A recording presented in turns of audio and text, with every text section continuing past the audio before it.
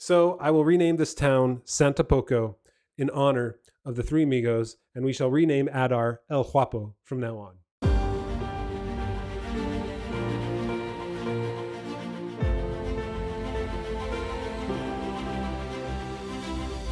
Thanks for joining me. We're on to episode 6 of The Rings of Power as I continue my weekly quest to watch this show and hope every week that something dramatic happens, because nothing's happened yet.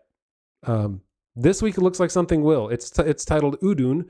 Udun is it's that area behind the Black Gate. Remember the Black Gate that Frodo and Sam decided not to go into to get into Mordor when Gollum led them there. This is the area behind that, right? It's the area that Sauron had all his troop movements. It's the area that he used as a staging ground. It's really ground zero for Mordor, for Sauron. So yeah, stuff's going to happen there. It's going to turn the Southlands into Mordor. We're going to start seeing that happening. I bet we're going to see Cheeto Galadriel. Remember that picture of her with all the orangeness on her as some sort of volcanic activity occurs. So we know exactly where this is going. So even though events might happen, where it ends up is not going to be a surprise. But I'm hoping they do a good job. As I say every week, there's nowhere to go but up.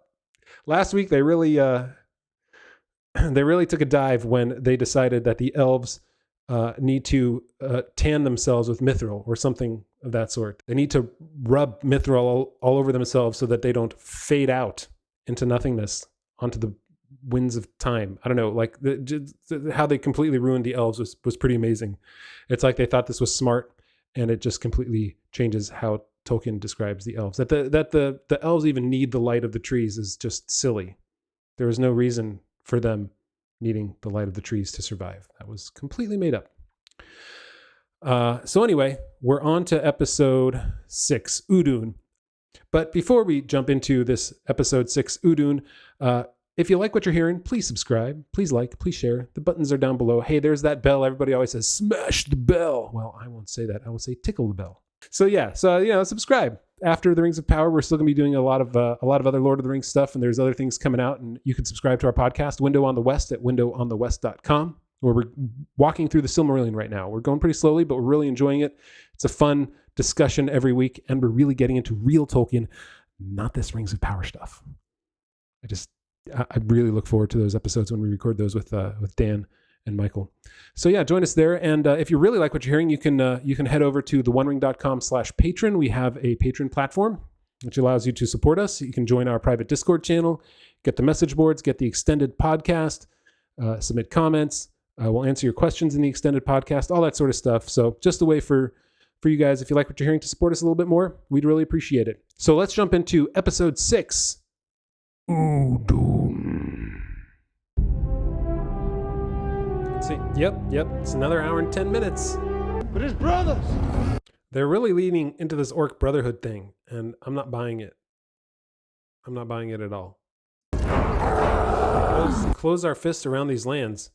I mean, the 2 towns you've shown us in the Southlands, the one that you burned down and the one that you emptied, and those 75 orcs that they've got right here. This grand army of orcs will be assaulted, I'm sure, by the grand army of Númenóreans, because that's going to show us how impressive the scope of this battle in Middle-earth is. So that whole tower was held up by ropes? I would have thought that a little bit more shoring up through the years of some mortar, some new bricks, not just ropes. Whoa. How many of them could survive that? How long do we have? Wait, what? No. They could get out the whole time? They left and they made it out? The orcs were marching up at the end of the last episode, and these all made it out? When did they decide to leave? And if they could have decided to leave, why are they still there when the orcs are leaving? Should they not have left a long time ago? There's no reason for this entire series of events if they could have just gone. What are they worried about? They're holed up in there, and somehow in the middle of the night they're able to leave. These magical moments of moving the plot forward where they don't show us what happens are completely unacceptable. Come on, show us how they got out of there. Hey, look, it's the Grand Númenórean army of 3 boats. Sorry, they had 5. 3 boats now. There better be about 1,000 horses in here based on what Patron showed us. She drowned. She drowned? She drowned? Well, the sea is always right. It was meant to be. Oh no, really? We survived them We're before. getting a village montage. Now we must do so again. All this is missing is Chevy Chase and Steve Martin and Martin Short asking these villagers what they do well. You can turn your skills against a Papa. Now, what is it that this town really does well? And these villagers answering, We can sew. There you go, you can sew. Ah, If only we had known this earlier. so I will rename this town Santa Poco in honor of the three amigos, and we shall rename Adar El Guapo from now on. So they put them all in the tavern because the tavern's the safest place? I don't know. This is not Helm's Deep where you're backed up into the side of a mountain. This is an open area. They could have easily scattered and gone their ways and escaped the orcs. Or at least many of them could, but no, we're going to hole up all of our injured and young and elderly into the tavern because that's where it's safe. That can't be burned out from without. They're clearly trying to make this into another Aragorn versus Lurtz type of moment where you have the warrior fighting the huge orc. But letting it play out for a good 2 or 3 minutes just doesn't work. And he's weak. Clearly, he can't hold his own. It's just Bronwyn, right?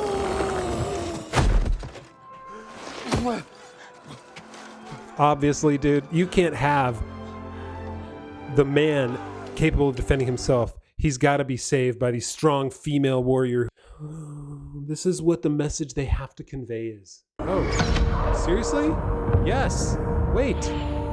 Are they going to up the ante here and kill Bronwyn? That would be awesome. Please? To the keep? I thought it was a tavern. Okay, so first of all, I hope Bronwyn dies because that would be a great way of raising the stakes in this show. Secondly, you really want to go into the tavern where it's enclosed and you can't really defend yourselves. It's not like you have shotguns in there to blast out from the inside. You've got nothing. So you're going to go in there and just hole up. That's the whole idea. You know it's going to be a big breath, right? It's always a big breath. These writers know nothing better. It's got to be a big breath.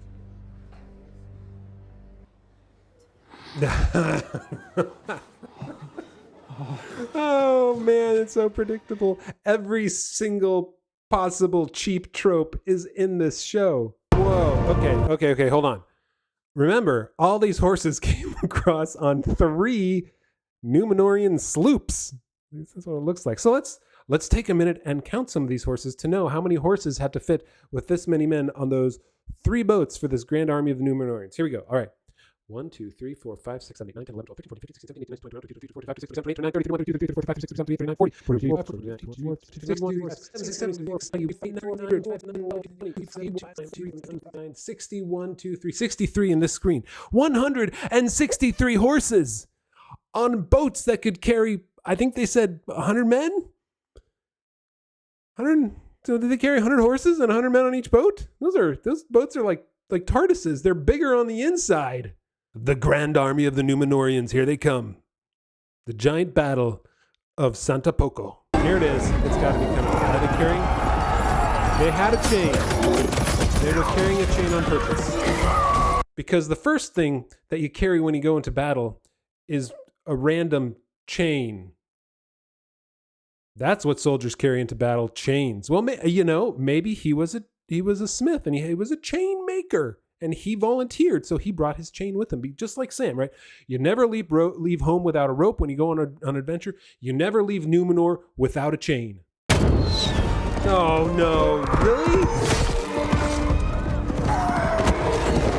She doesn't make any normal... She doesn't fight in any sort of normal way. Like, she's got to be hanging off the edge of her... Like, yeah, like that, because that's the way to swing a sword. Oh no, of course again. Commander of the Northern Armies. Yeah. The commander of the North. That's never going to get old for me. I'm sorry. Have we seen a picture of the northern armies? Because it's like 6-7 people, 6-7 elves, right? These volunteers from Santa Poco are far more effective than the northern armies of the elves. It's like they want us to look at Galadriel the same way that Arendir and Theo look at Galadriel, with this sort of amazement in their eyes. But they've shown us nothing that's amazing about her. They've shown us pouting, prideful, angry, self-absorbed Galadriel. No reason anybody would actually like her. Oh, another callback to Peter Jackson's movie. Narulim Asfaloth, Narulim, right? They can't make anything on their own, so they're just going to go with what Peter Jackson did. The first orcs. That's actually kind of what I said when we first saw Adar. He's sort of like an incomplete orc. We prefer Uruk. Well, let's make sure we get your pronouns right there, Adar. Where's Sauron? Sauron. Devoted himself to healing Wait, what? Middle-earth. Sauron devoted himself to healing Middle-earth? Tell me more. Tell me what Tolkien didn't get right in the Silmarillion Unfinished Tales and the Histories of Middle-earth. This is where I need a closed caption, because he says he created a power not of the flesh, but something. But over flesh. But over flesh.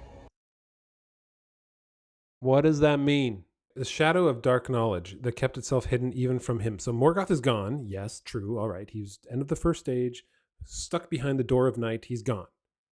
But there's something else other than Sauron left that has knowledge now? Some other magic? Are we talking about the Balrogs? Because right here, The shadow there was of dark knowledge. what looked like a Balrog, which that makes kept itself hidden. is that a Balrog? Like the horns right here on the side? That's what it looks like to me. You know, I could rewrite everything in The Lord of the Rings and the Histories of Middle-earth too, but I tend to think Tolkien already wrote those. So wait, he killed Sauron? Really? I killed Sauron. That's what I just said. He killed Sauron. All right. So like I said, let's rewrite everything. And now Sauron is somehow trying to heal Middle-earth by getting a dark power that is from the north somewhere. Are they hinting at Balrogs? Because that makes no sense. But this dude, he killed Sauron. And that's why, of course, Halbrand said, "Do you remember me?" So they're really leaning into this whole, the orcs are a culture. The orcs are to be respected. The orcs have pronouns that are important. Girl power moment. The reluctant king. Yeah, of course. So here he is. Here is the Aragorn of this episode, of this show. And we will make him... All hail! Oh, see, look, I mean, he, like, everything resembles Aragorn there. But of course, he turns into Sauron. He will fight with Adar at some point and kill him probably like Adar killed him in the past. And he took on this form now. And then... So Arendir's plan is to give the key to Theo, the brash young boy who decided to leave and go back to the town on his own, and say, hey, you know what? In order to quell your demons, you take this, give it to Numenor, and have him throw it in the ocean. So that's who he gave it to. He gave it to Theo, the most important piece that Adar was after. He's given it to the punk kid. So how did Tavern Man get the sword? They just stole it from who had a Galadriel, Arendir? He just took it from him. He just was like, hey, can I trade this thing for you?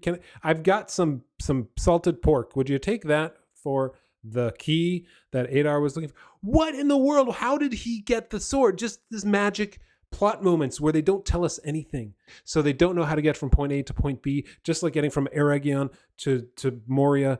They don't know how to get the sword into his hand, so they're just going to ignore it and say he's got it.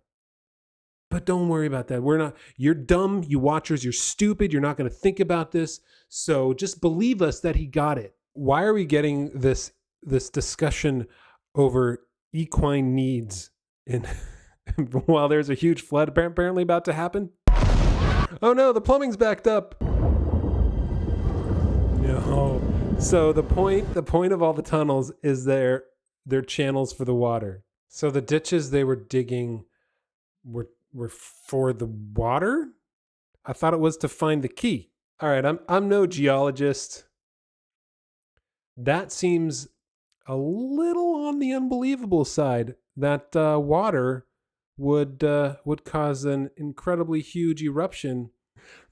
That's all from the water. That's all from the water. I know a little bit about volcanoes, and I know that this kind of pyroclastic flow that I would imagine is the sloughing off of the sides of the mountains coming down in heat and ash. Essentially, think of Pompeii, right? You know what happened to the folks in Pompeii? They were covered with ash and incinerated.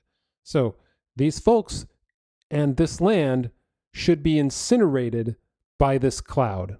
I bet she's going to survive. Well, she has to survive. No one would survive this.